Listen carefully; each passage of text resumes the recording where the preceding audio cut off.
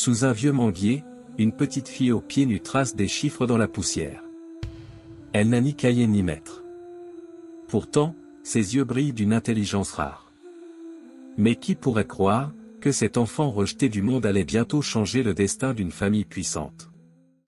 Le soleil frappe fort sur les toits de tôle, faisant vibrer l'air comme une braise invisible. Dans ce quartier pauvre, chaque maison semble respirer la fatigue de ses habitants. Les murs en terre fissurée, les portes qui grincent, les enfants pieds nus qui courent entre les flaques de sable et de poussière.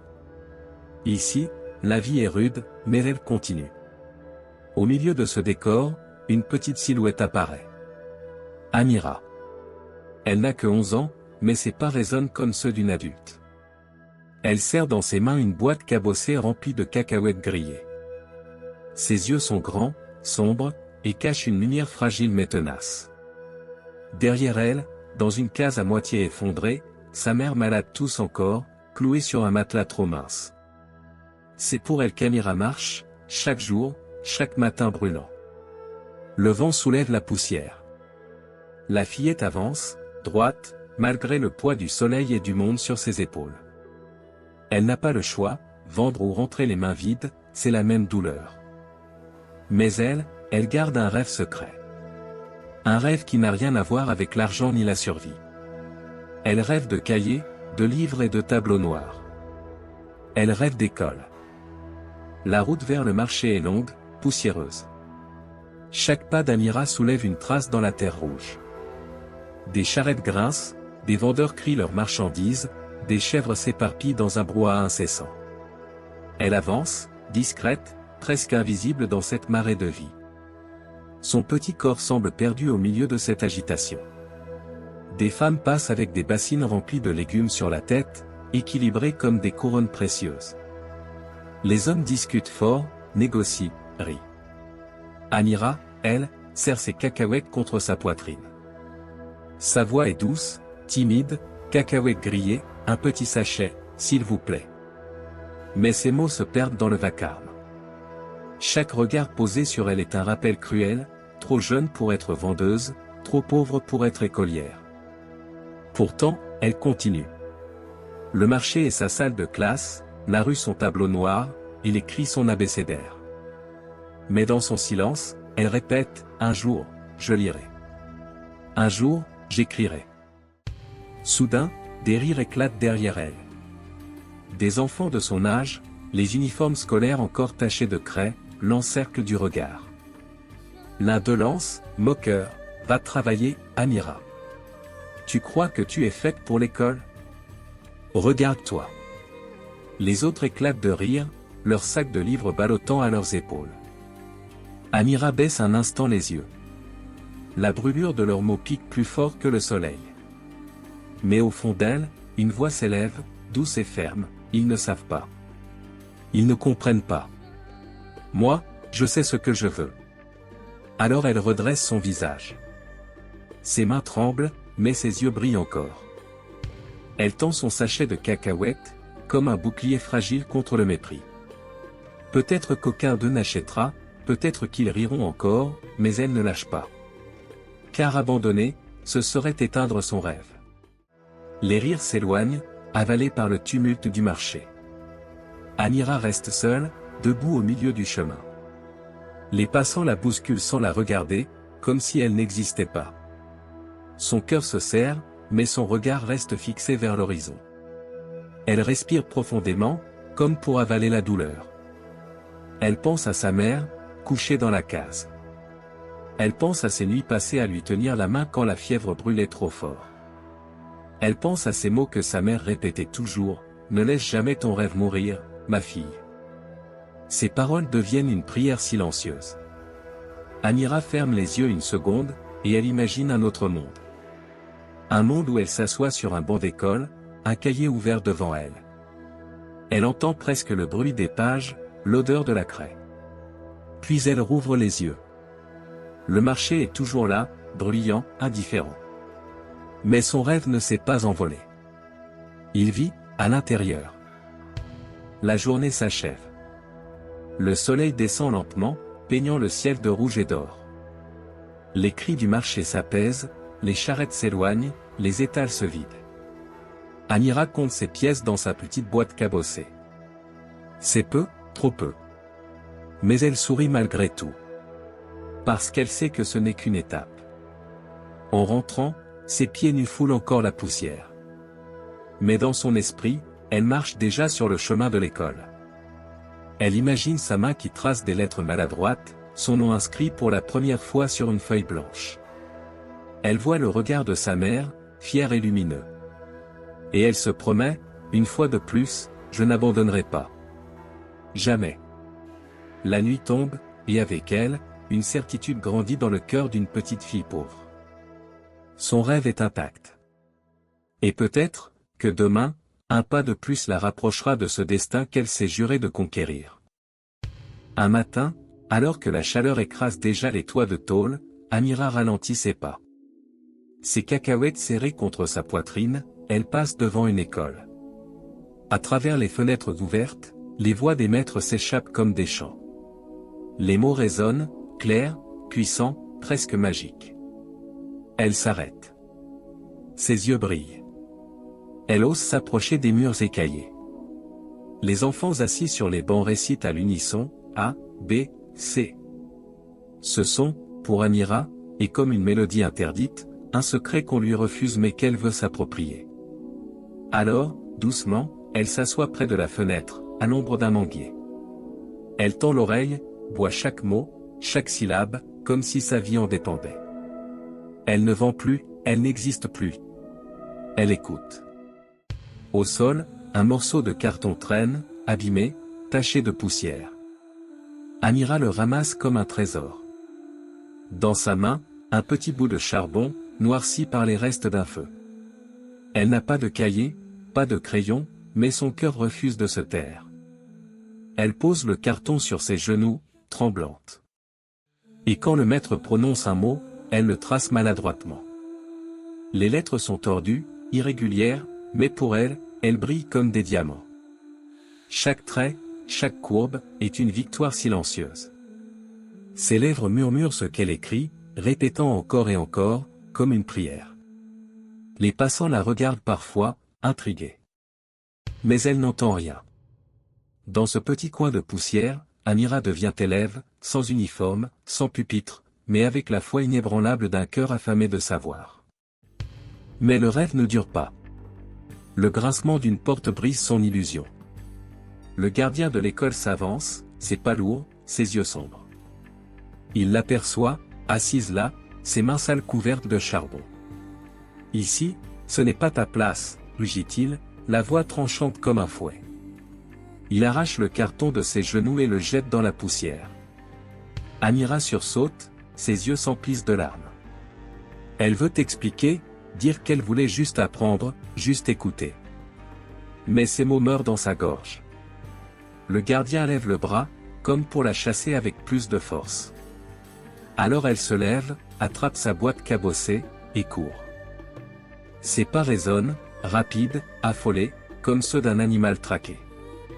Son rêve vient de se briser sous les cris d'un homme. Elle court longtemps, ses larmes brouillant le chemin. Les bruits du marché s'éloignent, remplacés par le silence d'un terrain vague.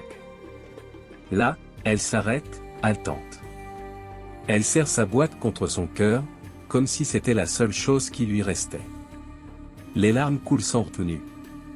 Pas seulement parce qu'on l'a chassée, pas seulement parce qu'on l'a humiliée, mais parce qu'on lui a rappelé, une fois de plus, qu'elle est une étrangère dans le monde du savoir. Pourtant, au milieu de sa douleur, une pensée jaillit, non, je n'abandonnerai pas.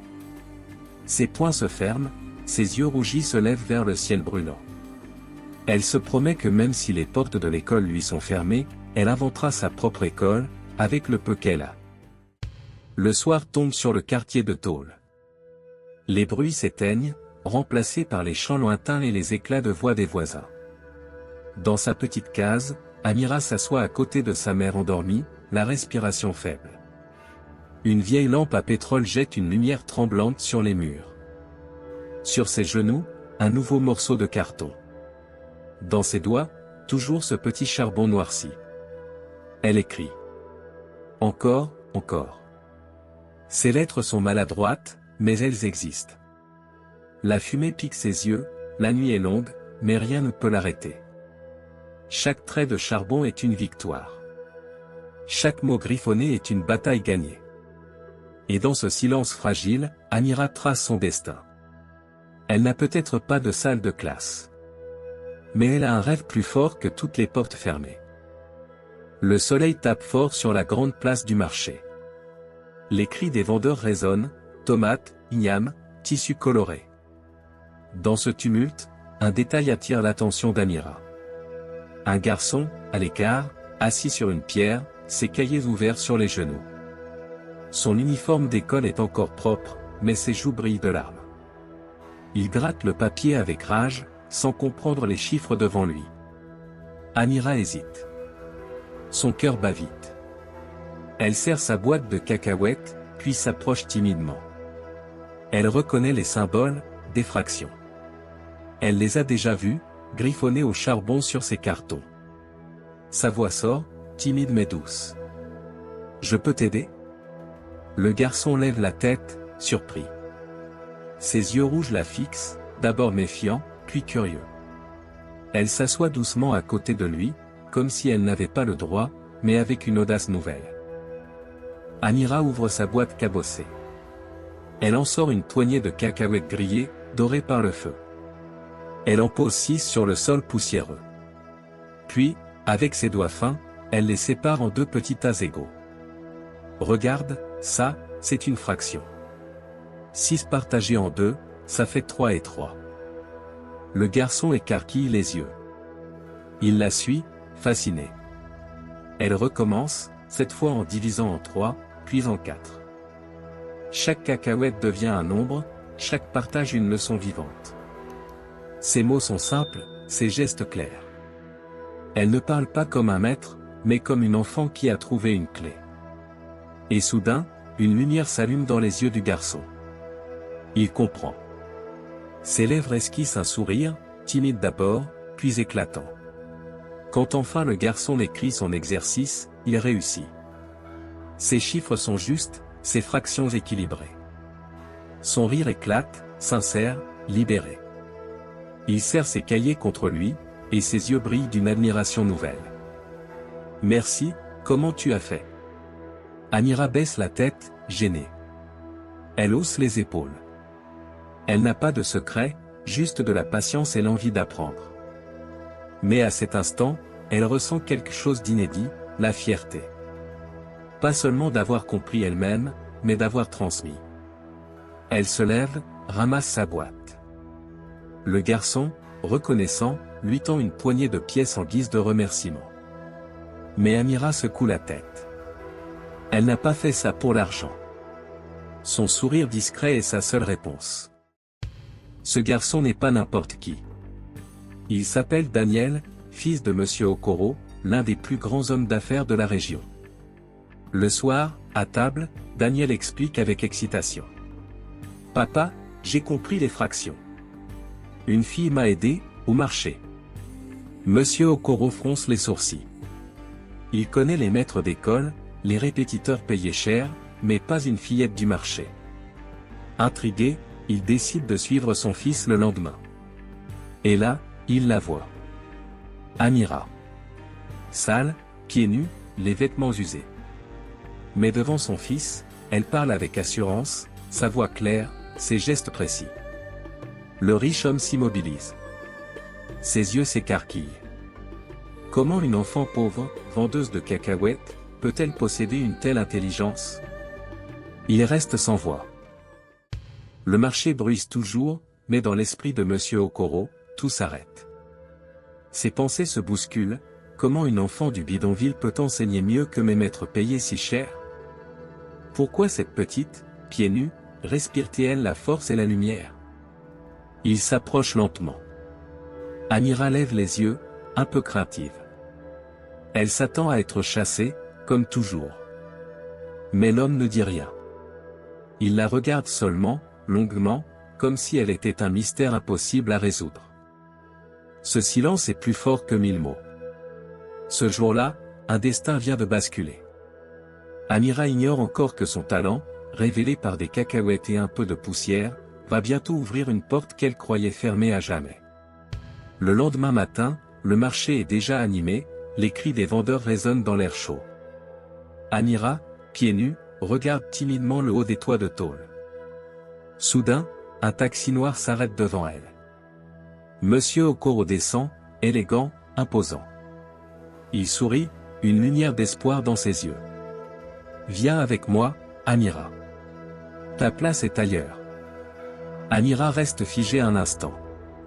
Sa mère, malade, ses cacahuètes, le quartier, tout lui revient. Mais l'idée d'une vie nouvelle, de soins pour sa mère, de livres, d'école, est plus forte. Elle hoche la tête et monte dans le véhicule. Ses mains tremblent de peur et de joie mêlées. Le taxi s'éloigne dans un nuage de poussière, emportant avec lui une fillette qui n'imaginait pas qu'un jour, sa vie pouvait basculer ainsi.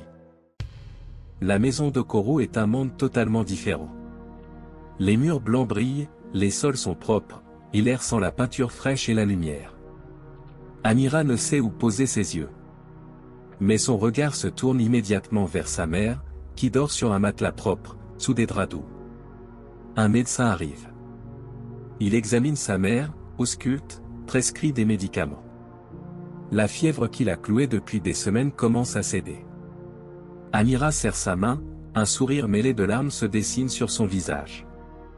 Pour la première fois, elle sent que l'injustice de la pauvreté peut être surmontée. Elle comprend qu'une main tendue peut changer un destin. Et cette main, c'est celle de Monsieur Okoro. Le lendemain, Amira reçoit son uniforme scolaire, des cahiers neufs et une pile de livres. Elle se tient devant son miroir, le cœur battant. Le tissu est propre, les couleurs vives, et pourtant elle se sent étrange, presque étrangère à cette nouvelle vie. Le chemin vers l'école semble différent maintenant.